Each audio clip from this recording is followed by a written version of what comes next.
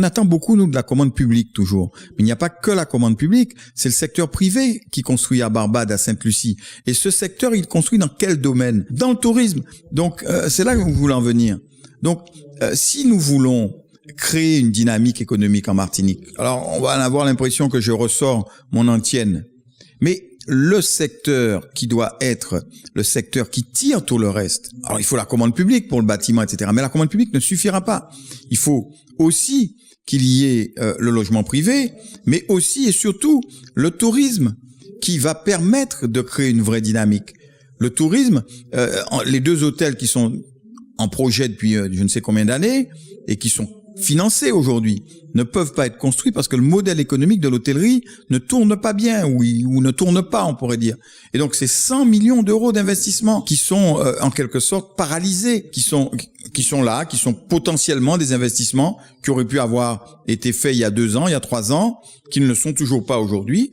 Et puis il y a tout le secteur de la rénovation qui lui non plus ne fonctionne pas pour les mêmes raisons. Et donc il faut que nous arrivions ensemble au-delà du secteur privé ou public, au-delà des convictions politiques des uns ou des autres ou des idéologies. Il faut que nous arrivions à nous mettre d'accord pour porter d'une seule voix un message aux autorités nationales. Leur dire, si ça marche dans les îles autour de nous, ça doit pouvoir marcher chez nous. Et si ça marche dans les îles autour de nous, c'est parce que c'est une nécessité vitale pour eux et qu'ils prennent les décisions. Si on veut faire venir des investissements, si on veut qu'il se crée des hôtels, si on veut que ça se développe, il faut que les gens qui investissent, ils aient une espérance de gain qui soit suffisante pour les inciter à le faire. Sinon, ils n'investiront pas. Et c'est comme ça que raisonnent nos voisins de la Caraïbe. Ils disent aux investisseurs, qu'est-ce qui pourrait vous décider, qu'est-ce qui pourrait vous inciter à investir? Ce raisonnement-là doit être tenu.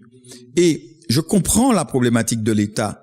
Nous sommes une partie de la France, de la République, et dans le cas d'un traitement qui se voudrait égalitaire, et qui se voudrait, mais il peut être égalitaire sans être équitable, parce que notre développement ne peut venir que de nos atouts. Nos atouts, c'est notre population, une population évoluée, une population formée, mais qui est en concurrence avec d'autres pays qui ont eux aussi une population formée. Et c'est notre situation géographique. Ce n'est pas la taille de la Martinique, ce ne sont pas les matières premières, il n'y en a pas dans le sol ou peu ou pas, ce n'est pas l'agriculture qui est une agriculture de zone tropicale avec une concurrence forte de pays avec un différentiel social qui fait de nous un pays structurellement handicapé. C'est notre situation géographique, ce sont nos atouts touristiques, c'est cela qu'il faut valoriser. Et il faut décliner cela avec une logique patrimonial. C'est pour ça que je fais un gros travail en ce moment sur le patrimoine et je vais travailler avec le secteur privé parce que moi je veux une dynamique vraiment.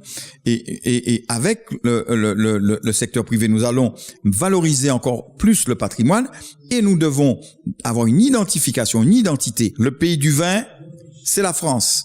Le pays du cigare, c'est Cuba. Le pays de la vodka, c'est la Russie. Le pays du whisky, c'est l'Irlande. Eh bien, le pays du rhum, c'est la Martinique. Et il faut donc valoriser cet atout pour qu'il fasse en sorte que nous soyons plus visibles à l'échelon international.